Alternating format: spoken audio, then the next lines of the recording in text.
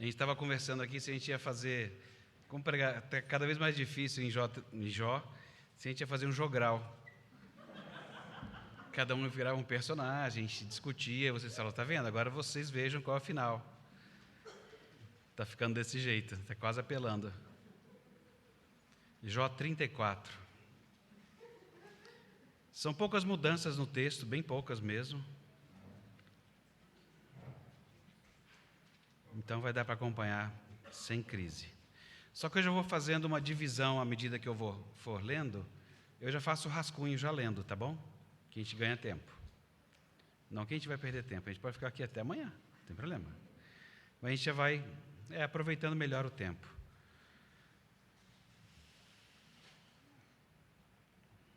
Eu vou fazendo um subtítulo se a gente vai lendo, tá bom? A abertura é como Eliú avalia. Ele já vem falando, o pastor Emílio trouxe na semana passada, o que Eliú já vem falando, e agora ele conclama os sábios a ouvirem. Então, como ele está avaliando a situação, eu vou ler dos versos de 1 a 4. A palavra de Deus diz assim: Disse mais Eliú: Ouvi, ó sábios, as minhas razões. Vós, instruídos, inclinai os ouvidos para mim. Porque o ouvido prova as palavras como o paladar a comida. O que é direito escolhemos para nós. Conheçamos entre nós o que é bom. Nessa abertura, Eliú já faz uso de uma fala de Jó no capítulo 12. Ele usou exatamente essa frase, para desdenhar dos sábios. E agora ele fala assim, então, vamos ouvir aqui. Agora os versos 5 até 9 é a acusação que Eliú faz nas palavras do próprio Jó. Então, aquilo que ele acredita ser o que Jó disse, ele vai usar aqui nesses versos de 5 a 9. E a palavra de Deus diz assim: Porque Jó disse: Sou justo e Deus tirou o meu direito. Apesar do meu direito, sou tido por mentiroso, a minha ferida é incurável, sem que haja pecado em mim.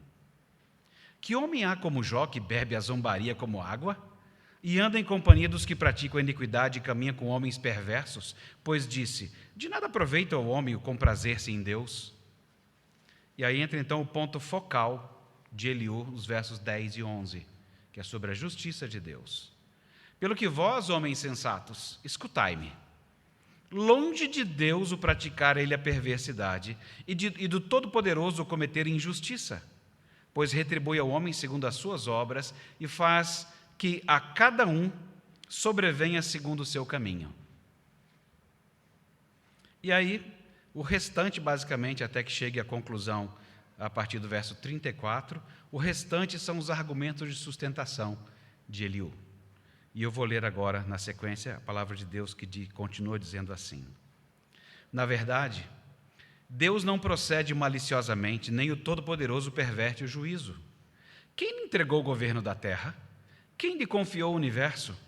Se Deus pensasse apenas em si mesmo e para si recolhesse o seu espírito e o seu sopro, toda a carne juntamente expiraria e o homem voltaria para o pó.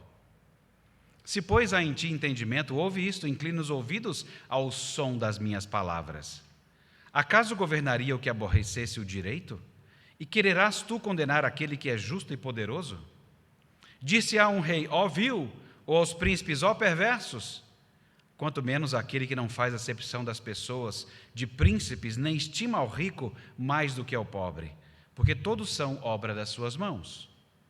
De repente, morrem. À meia-noite, os povos são perturbados e passam, e os poderosos são tomados sem que se tenha que utilizar a força. Os olhos de Deus estão sobre os caminhos do homem e veem todos os seus passos. Não há trevas nem sombra assaz profunda, onde se escondam os que praticam a iniquidade. Pois Deus não precisa observar por muito tempo o homem antes de o fazer ir a juízo perante ele. Quebranta os fortes sem os inquirir e põe outros em seu lugar. Ele conhece, pois, as suas obras. De noite os transtorna e ficam moídos. Ele os fere como a perversos à vista de todos, porque dele se desviaram e não quiseram compreender nenhum dos seus caminhos. E assim fizeram que o clamor do pobre subisse até Deus, e este ouviu o clamor, o lamento dos aflitos. Se ele aquietar-se, quem o condenará? Se encobrir o rosto, quem o poderá contemplar, seja um povo ou seja um homem? Para que o ímpio não reine e não haja quem iluda o povo. Se alguém diz a Deus, sofri, não pecarei mais, o que não vejo, ensina-me tu. Se cometi injustiça, jamais a tornarei a praticar. Acaso deve ele recompensar-te segundo tu queres ou não queres? Acaso deve ele dizer-te, escolhe tu e não eu? Declara o que sabes, fala. E então Eliú conclui. A palavra de Deus continua dizendo, os homens sensatos dir-me-ão o sábio que me ouve. Jó falou sem conhecimento, e nas suas palavras não há sabedoria. Tomara fosse Jó provado até o fim, porque ele respondeu como homem de iniquidade. Pois ao seu pecado acrescenta rebelião. Entre nós, com desprezo bate ele palmas e multiplica as suas palavras contra Deus. Estou lembrando do dia que o pastor Marcel pregou e falou assim, isso mesmo, Jó. É isso aí que Eliú está dizendo. Ele está vendo isso em Jó e ele não gostou. Vamos falar com o nosso Deus uma vez mais? Bom Deus e Pai, ajuda-nos nessa hora a ouvir a Tua voz, à medida em que explicamos o texto. Toma-nos nas Tuas mãos. Nós precisamos do Senhor. Em nome de Jesus. Amém. Uma das piores coisas é você ser apresentado a algo realmente bom. Sabe, o cara te mostra um bom carro e depois você volta para o seu. Então é muito chato quando te mostra uma coisa muito boa. Claro, se você for uma pessoa mais estragada que as outras, não faz a menor diferença se algo bom de beber ou de comer for apresentado. Sabe aquela pessoa bode ou jacaré, que tanto faz? Você vai engolir sem problema, seja uma caça delicada ou um sofá. Não faz a menor diferença.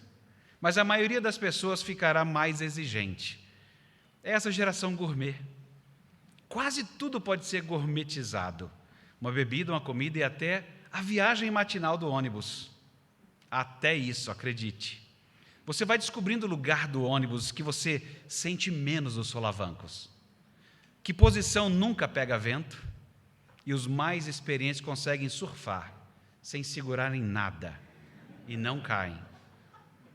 Mas geralmente a experiência terrível de gourmetização é quando apresentam a você um café bom. É o fim. Eu tomei um aqui agora na entrada. Você volta para casa com o seu Melita, o seu Sítio, seu Três Corações, que sempre te serviram bem, e agora você tem problemas. Quando te oferecem um bom vinho, você fica tentando lembrar, o que eu tinha bebido mesmo até então? Era vinho? Quando aquela raspadinha de limão faz toda a diferença no café, no pudim, na carne. Como é que você passou a vida inteira sem fazer isso? E se você tiver um amigo meio chefe, assim, ou na verdade chefe, então você fica sem graça até de convidá-lo para jantar em casa. Nós temos um amigo assim, né, Denis? E aí aquela sobremesa que a Beth fazia, que era tão especial, que todo mundo queria a receita, para ele virou batidinho de maracujá. Você achava que era um negócio especial. Chegou o chefe, acabou com sua vida. E não para por aí. A gente descobre a fritura sem óleo, a maionese sem maionese, o doce sem açúcar. Vida infernal. Eliú está apostando que o seu ouvido, ouvinte, vai provar as palavras que Jó disse e você saberá que elas não são boas. Será? Mas para isso ele deverá apresentar a justiça de Deus. E hoje nós veremos nesse capítulo 34 que o povo de Deus só terá uma experiência gourmet sobre a sua justiça, a justiça de Deus, se esse povo falar o que ouve dele. Só se nós falarmos o que ouvirmos de Deus, é que nós teremos essa experiência gourmet da vida. Jó e seus amigos, outros sábios, e vocês que estão ouvindo agora, vocês estão ouvindo esse homem falar depois de Jó ter proferido o seu grito final de eu gostaria de uma resposta de Deus. Aí sobe Eliú e fala. Logo no começo, os primeiros versos, Eliú volta a sua atenção para os outros espectadores. Ele não está falando com Jó especificamente, está falando com os outros. Jó uma vez havia satirizado os jogos de palavras superficiais daqueles amigos, dizendo: o ouvido não testa as palavras como o paladar prova a comida? Paladar podia ser traduzido como boca, mas paladar está bom. Agora, Eliú retoma essa afirmação de Jó com muita seriedade. E ele convoca os ouvintes a engajarem-se na avaliação, se é bom ou não. Vamos ver? É assim que ele abre. O ponto de partida para a discussão teológica é a afirmação ultrajante de Jó de que ele está certo e Deus errado no seu caso. Como todos os amigos de Jó, Eliú sabe desde o início que isso coloca Jó na companhia de malfeitores, de ímpios. E o maior ultraje que Eliú entende aqui é a afirmação colocada por Jó, ou a sugestão, na verdade ele fala como afirmação, de que Deus seria injusto, ou seja, ter prazer em Deus não vale a pena. Isso Eliú não aguentou. Aparentemente Eliú, ele não pode conceber um deleite em Deus que não seja baseado na confiança de que tal devoção é recompensada. Mas Jó está lá sofrendo, dizendo: que recompensa é essa?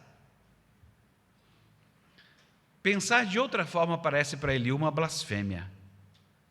E, enquanto isso, naquela sala da justiça de Deus, lembram naquela reunião que estava Hassatã, o diabo, no conselho celestial, em que ele sugeriu: Jó, teme a Deus por nada?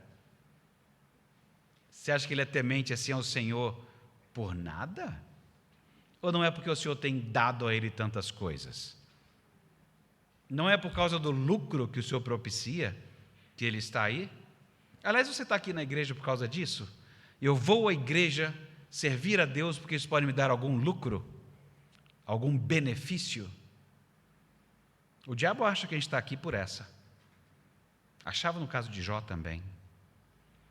E se ele conseguir provar isso, então esse serzinho lendário, justo, íntegro, terá sido apenas uma farsa. É o que todo mal quer provar num filme, num desenho, não é? Que há uma farsa. Nos versículos 10 a 30, Eliú reafirma temas que os amigos já haviam tratado, enfatizado: que Deus é justo e reto, e que Deus retribui o mal com sabedoria e poder soberanos, nunca mostrando parcialidade em relação a qualquer tipo de pessoa. O versículo 33 sugere que os versículos 31 a 32 se referem diretamente a Jó. Há momentos, então, que ele falou para os outros, para nós, e agora ele vira de novo falar com Jó. Jó, se esse for o seu caso, a sua causa é perdida. Do ponto de vista de Eliú, todas as pessoas verdadeiramente sábias vão concordar que as palavras de Jó são ignorantes e iníquas. Ele está indo contra Deus e, na verdade, Jó seria também culpado de sedição, de motim contra Deus. Você sabe que, quando eu ouvi isso de Eliú, tem sempre aquela fala, né? Você ouve o seu antagonista falar, e você fala assim: rapaz, tem interessante isso que ele está levantando, né? E esse ponto de Eliú é realmente interessante. É fato que as nossas palavras podem produzir uma sedição. As nossas palavras podem produzir transtornos. E nesse sentido, eu acredito piamente que Eliú acertou em cheio. Ele está preocupado com as palavras de Jó. Se ele entendeu adequadamente as palavras de Jó, é uma outra história. Mas estar preocupado com aquilo que você fala de Deus, palavras têm consequências. Todas as nossas palavras têm consequências. Quem é casado sabe disso, aprendeu cedo. Suas palavras têm consequências. No namoro já dá. Por isso que uma das piores coisas era falar ao telefone. Porque depois que dá uma engastada em alguma coisa, leva um tempão para arrumar. e por telefone você está tão angustiado, é como ter máscara. Na hora que tira a máscara, você fala assim, peraí, eu tenho mais elementos para avaliar aqui. A boca estava meio assim. Ou então, qualquer movimento que você faz, você fala assim, o jogo mudou. E por telefone era um transtorno. Palavras têm consequências. Eu começo reclamando aqui, logo faz eco ali, logo toda a comunidade está em chamas. Palavras têm consequências. Eu reclamo que Deus não está fazendo justiça e logo nós viveremos como justiceiros. Eu reclamo dizendo que sou justo e Deus tirou o meu direito e logo eu me torno a única pessoa certa na criação. Vai ser desse jeito. Há quem escolha esse caminho até na igreja. Dizemos desdenhosamente, já sei como é que é esse negócio de igreja. Eu já sei. Estou acostumado. Estou na igreja há 30 anos, rapaz. Sei como é que funciona isso aí. Eles sempre decidem para eles mesmos. Eles, na verdade, são cegos, guias de cegos. Ou então, para ser mais caseiro, rapaz, eu sou presbiteriano. E eu sei falar a palavra direito. Presbiteriano. Mas eu detesto não estar sabendo o que o fulano fez. Detesto. Eu queria saber. Queria saber os detalhes. Por quê? Porque eu quero saber os detalhes. Quero saber por que ele está sendo disciplinado, como, quando, como é que está andando isso aí. E assim nos tornamos as únicas pessoas justas a quem Deus tem negado justiça. E inflamamos outros a pensar como nós, esquecendo que o caminho estabelecido por Deus não foi esse. E que Deus abomina aquele que semeia discórdia. Tem 6 coisas que Deus detesta, mas uma ele abomina. Quem semeia discórdia na família. Você conhece gente assim na família, não conhece? Gente que você fala assim, não fala na frente da sua tia. Porque você já sabe, falou na frente da sua tia, ela vai levar isso para longe. Talvez até para outros países. Tem pessoas que você já sabe que são assim. Pois isso é um problemão mesmo. Porque você acaba isolando essa pessoa. Não dá para ter comunhão com essa pessoa, porque ela provoca discórdia na família. E essa é das poucas coisas que, junto com algumas outras, que Deus abomina. Isso seria passivo de uma disciplina maior do que alguém que, sei lá, trabalhou no governo, assaltou um banco. Não estou igualando essas duas coisas. São coisas diferentes. Assaltou um banco, traiu alguém. Mas na nossa balança é diferente, não é? A pessoa que traiu alguém, cara, isso é pesado. A pessoa assassinou alguém, isso é pesadíssimo. Mas Deus fala assim, não, então vou te dizer uma coisa pesada. Essa pessoa que semeia discórdia na família. Então a família da fé que tem quem semeia discórdia, já tem contra você, se você sonhar em fazer isso, já tem contra você alguém que é o próprio Deus. Então pensa direito se você quer seguir esse caminho. Eliú, ele quer despertar os nossos sentimentos, porque ele declara que Jó bate palmas em desafio. Muito bem, igreja.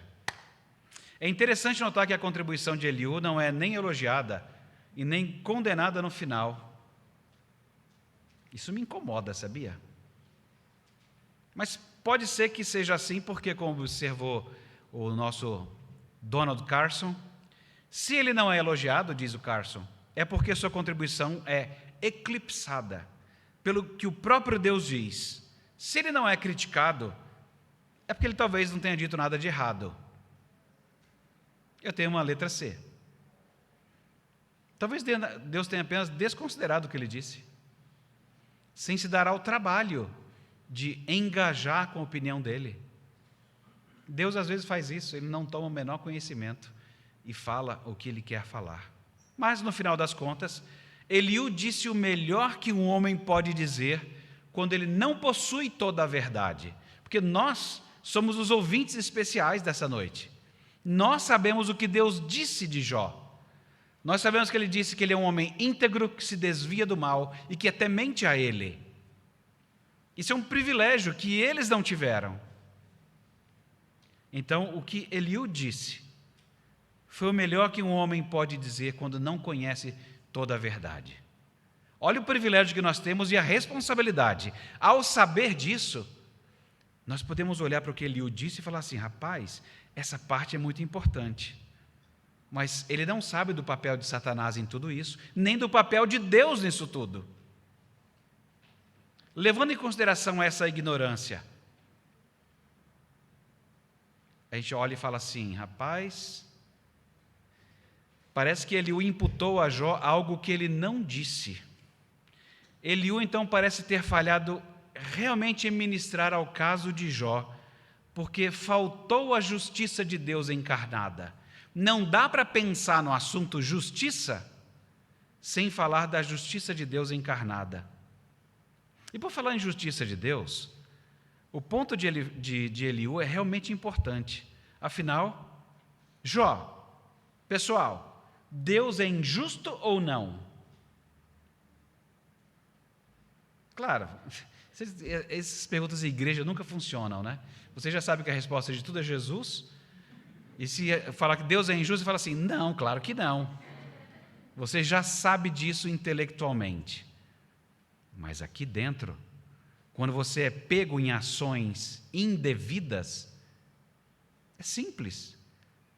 Nós ouvimos pela manhã o problema que podem ser os apetites. Ora, se você não respeita aquele que pode saciar você, e você procura saciar por você mesmo, você está dizendo claramente: Deus não sabe da minha necessidade, eu tenho uma necessidade para agora, Ele não está se importando, Ele não vai me atender, e se Ele for atender, vai demorar, e eu quero agora. É mais ou menos esse fluxograma que a gente segue. A gente não conta isso para ninguém, mas é desse jeito que a gente reage. E quando a gente reage assim, nós estamos dizendo: Deus não consegue ser justo sequer para satisfazer uma necessidade qualquer minha. Você não diz isso porque você quer responder certo na igreja. Mas é o que você está dizendo de fato. A gente não pode ser como alguns políticos que falam assim: mas não foi isso que eu quis dizer.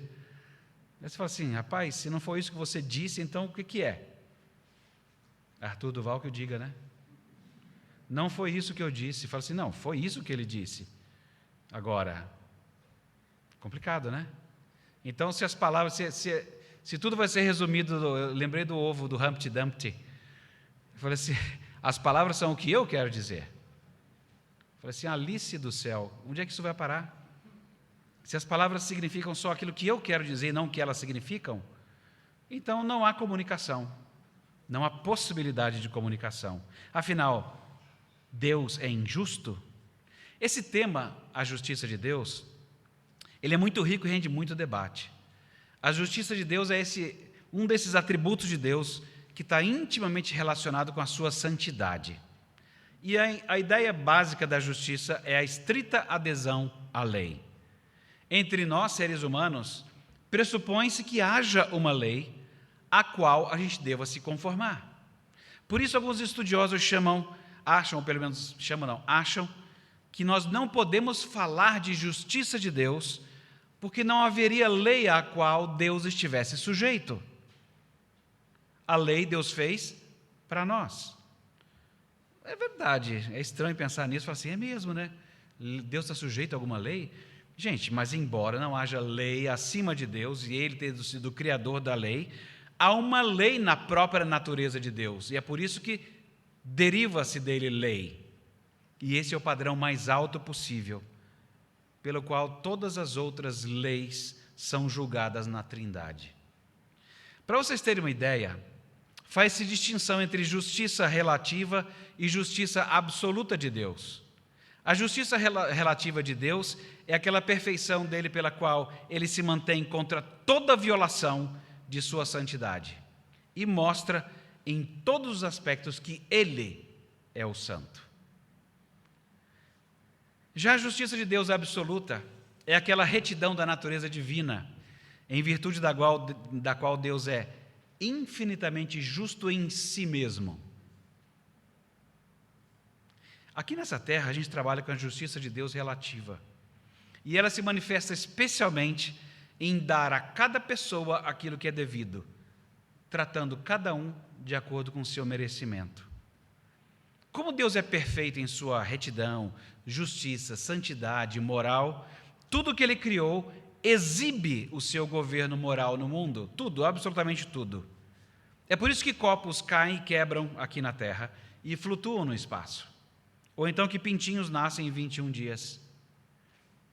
Porque do mesmo modo que há leis que controlam a força da gravidade aqui e a força da gravidade no espaço, e trazem à vida pintinhos, também há leis para funcionamento do ser humano e funcionamento dele em sociedade. E Deus estabeleceu essas leis com promessas de recompensa para os obedientes e ameaças para aqueles que forem transgressores. Deus, como supremo legislador, Ele distribui sua justiça, ou de um modo remunerativo, ou de um modo retributivo. Retributivo a gente ouve bastante, porque quase todos os amigos de Jó e Eliú têm falado de uma justiça retributiva. A remunerativa é isso, é que nem ser remunerado mesmo.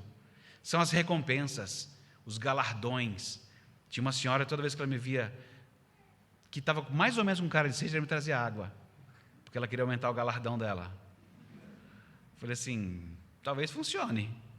Eu não sei bem qual é o critério de Deus nesse quesito, mas é sempre bom dar uma aguinha para alguém.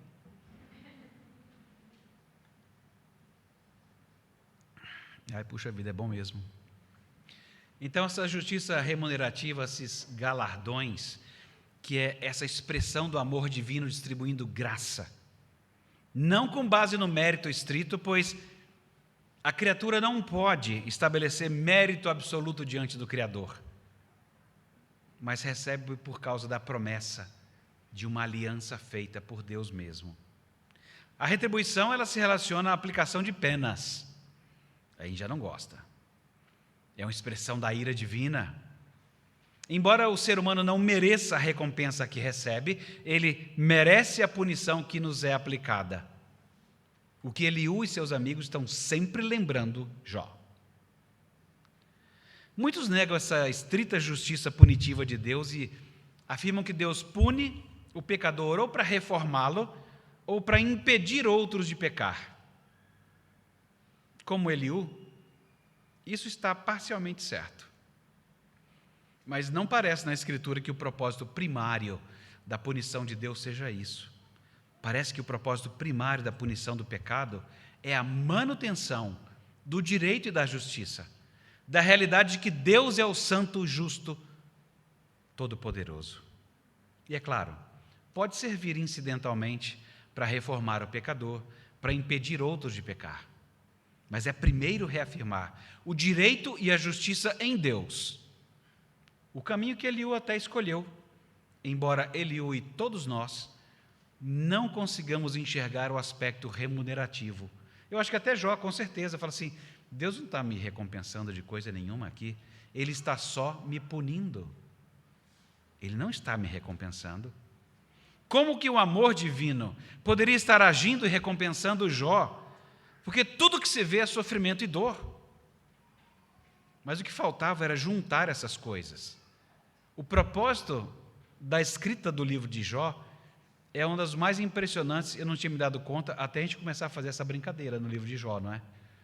De ver, rapaz, além de ver quanto escrito de sabedoria está antecipado em Jó, também a antecipação teológica dessa junção do amor e da justiça, que só aconteceria definitivamente na cruz.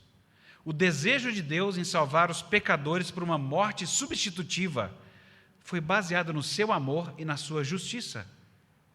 A gente decora a passagem de João 3,16 porque foi o amor de Deus que forneceu o meio de escape para pecadores como nós.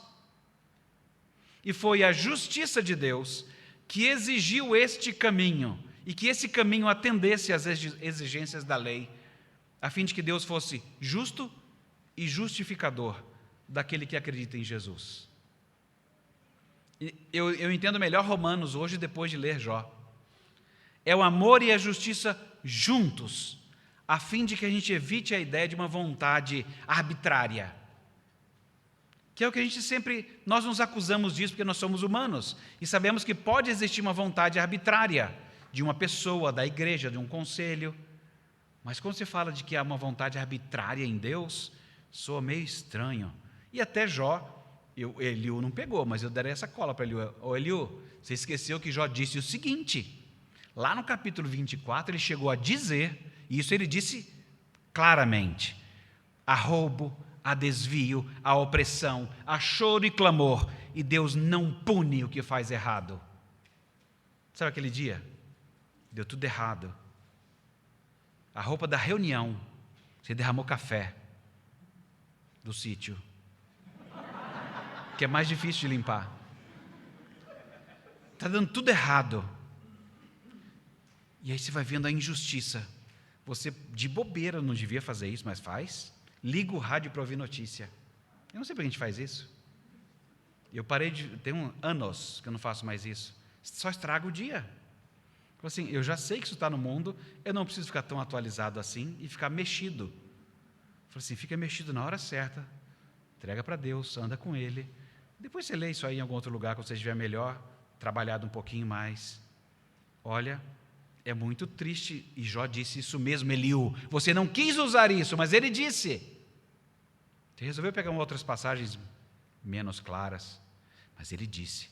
Será que tem uma vontade arbitrária em Deus, então? Jó e Eliú, eles não sabem o que nós temos o privilégio de saber. O Deus Filho assumiria a forma humana, seria gente como nós somos, nascido de mulher, mas sem pecado. Seria o verdadeiro humano sem pecado, o santo de Deus. E a sua recompensa seria ser punido. Por causa de todas as transgressões, suas e minhas, como se ele somente tivesse ofendido a Deus, como se ele somente tivesse duvidado da voz de Deus e tomado outro fruto para comer, como se ele somente fosse o maldito de Deus, como se ele tivesse traído a esposa, a igreja, como se ele tivesse roubado, como se ele tivesse cometido homicídio, como se ele tivesse desonrado seu pai.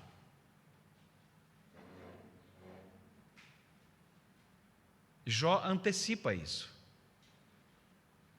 Jó é usado por Deus para antecipar um tipo de recompensa que a gente não entende. Quando começa o processo de Jesus ser entregue para ser humilhado, é dito que a glória de Deus estava se manifestando. É difícil entender isso, não é? Como que a glória de Deus pode se manifestar no nosso sofrimento? E é interessante porque a profundidade da sua punição de Cristo não estava nos espinhos, desculpe Mel Gibson, não estava na vergonha da sua nudez, não estava no escárnio das pessoas, no desprezo dos religiosos, na empáfia do governo e sequer na cruz romana. Mas foi a cruz que tirou da terra o único humano justo, o ferido que cura, o sofredor que consola. Foi a cruz que sustentou a bandeira hasteada de Deus para que todos vissem a glória da sua justiça, punindo definitivamente o pecado, e a glória do seu amor, ressuscitando dos mortos. Eliú e o mundo inteiro não está e nunca estará preparado para essa conversa, de que alguém íntegro, que se desvia do mal e é temente a Deus, seja punido, sofra, e seja aquele que vai interceder por seus amigos. É isso que está acontecendo com Jó, que Eliú não entendeu, porque faltava essa justiça de Deus. Aquele que projetava a sua sombra nas páginas do Antigo Testamento chegou, e a sua sombra continua sendo projetada, só mudou seu ângulo, e agora estamos nós aqui, sob a sombra da cruz. Tem gente que pergunta dessa luzinha, né? Sob a sombra da cruz. A justiça de Deus, ela continua a ser providência para Ele salvar pecadores. A justiça de Deus é oferecida a nós e é uma pessoa em quem nós devemos crer. E os aspectos distributivo e retributivo dessa justiça são extremamente importantes. Por isso, crente gourmet, eu espero que você avalie bem a quem você está ouvindo. E as suas palavras vão revelar o que você está ouvindo. As suas palavras vão revelar. Se você estiver ouvindo a Deus, você vai usar a sua língua como a pena de um habilidoso escritor, de cujos lábios extravasa a graça. Esse é o esperado. Eliú, se eu pudesse escrever para Eliú, mandar um vídeo para ele, eu diria: Eliú, Jó não errou ao afirmar sua integridade. E ele ter dito que Deus tirou o seu direito, foi verdade. E isso não implica que Deus seja injusto. Deus foi justo e tirou o seu direito. Significa apenas que Jó está perplexo com a justiça distributiva e retributiva de Deus, porque parece não fazer sentido no seu caso. E tem que ser bem estranho mesmo, porque tem que parecer absurda no caso de Jesus. Se ele prefigura adequadamente o Cristo que viria, o servo sofredor, tem que soar estranho para nós, para que soe muito estranho quando nós virmos em Jesus. Eliú, Jó não afirmou que não haja proveito em comprazer-se em Deus. Eu li todas as passagens. Jó não diz desse jeito que você está falando, não. Ele apenas apontou que o ímpio prospera, que justos ímpios morrem e que a vida fica difícil quando a maldade parece ser a norma. Mas depois de toda essa meditação e de ouvir os ímpios falarem, ele continuou a usar as palavras de forma justa. E ele, na verdade, disse, em Jó 21:16, vede, porém, que não provém deles a sua prosperidade, longe de mim o conselho dos perversos. Então, Eliú, você não leu direito as palavras de Jó. Mas Eliú estava certo ao repreender Jó, por exigir que Deus lhe respondesse, mostrando onde ele havia pecado. Vocês estão percebendo o trabalho do conselheiro? De ouvir alguém falar bobagem e falar assim: não, nisso, esse caminho, você está pecando contra Deus. Eu não entraria por esse caminho, ele é muito perigoso. Por outro lado, dizer assim: é verdade, esse seu sofrimento me faz pensar que, na verdade, eu não tenho sequer palavras. Eu não sei por que Deus te deu isso e não te deu aquilo. Eu não sei por que Deus não deu algumas coisas a algumas pessoas. Eu não sei porque a vida de algumas pessoas é mais difícil. Eu não sei. Eu só sei de uma coisa: o caminho que eu não posso tomar. Deus é justo e bom. E Ele vai fazer todas as coisas ficarem boas. A gente deve usar os nossos ouvidos e boca, não só para as necessidades do corpo, mas também para as da alma. Especialmente para que a gente possa ouvir e falar a palavra de Deus. Nós temos um privilégio maior que Jó e Eliú e todos aqueles sábios do passado. Nós fomos alcançados e nos foi dito da justiça que foi encarnada. Eu não consigo nem entender isso direito, de pensar no conceito de justiça como o justo Deus e toda a manifestação da sua glória em um ser humano. Não cabe isso na cabeça da gente. Explode. Mas é exatamente isso que nós temos. O que tem de mais caro, de poder me assentar e olhar Eliú, Jó, e poder avaliar e falar assim: Eliú, não foi exatamente isso que Jó disse. Ele não está dizendo que Deus é injusto, mas ele está pasmo com o que está acontecendo com ele. E todos ficaremos. Não é nem errado isso. Mas ele não desdisse alguma coisa. E só aquela passagem, que eu acho que Jó pisou na bola mesmo. Fala assim: o senhor não pune? De vez em quando a gente faz isso mesmo. A gente quer que Deus puna na nossa velocidade, no nosso ritmo, de acordo com a nossa agenda. E às vezes a gente nem vai ver. Vai morrer sem ver.